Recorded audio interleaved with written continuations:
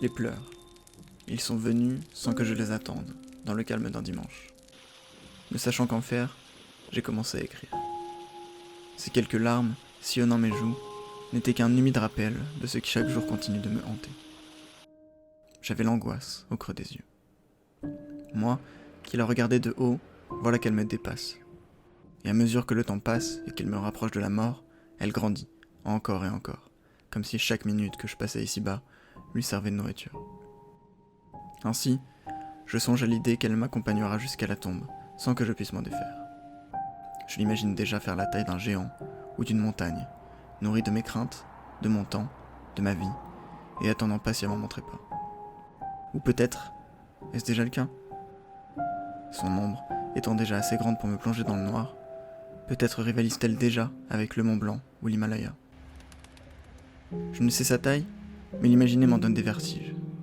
Elle m'apparaît au moins aussi grande qu'insaisissable, et la corrélation de ces deux aspects est effrayante.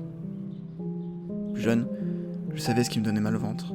Je pouvais encore mettre le doigt sur mes craintes, mes peurs, ce qui m'angoissait, mais tout a changé. Aujourd'hui, les mots se multiplient, et je peine à en trouver le sens, la raison. Elle est omniprésente, pourtant, je peine à la voir, plongée dans le noir de l'ombre qu'elle a créée. Je ne la vois plus, mais je la sens ironiquement toujours plus proche de moi.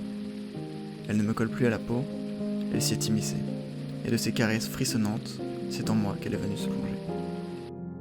Profondément mêlée à elle, l'ombre qui me prive de lumière, de ma lucidité, de mes sens, n'a d'autre nom que le mien. J'incarne et je nourris mon angoisse, qui n'existe nulle part ailleurs que dans mes entrailles, mon cerveau, mon crâne.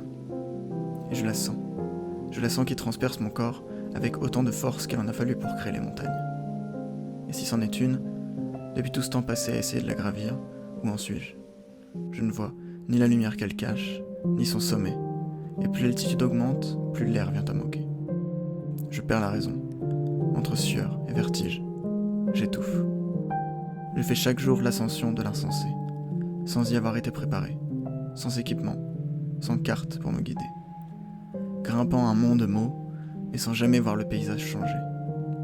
M'imaginant mourir dans une avalanche, ou tout abandonner. Je m'épuise, seul, dans le noir le plus complet. L'angoisse est à mon monde, le plus haut des sommets.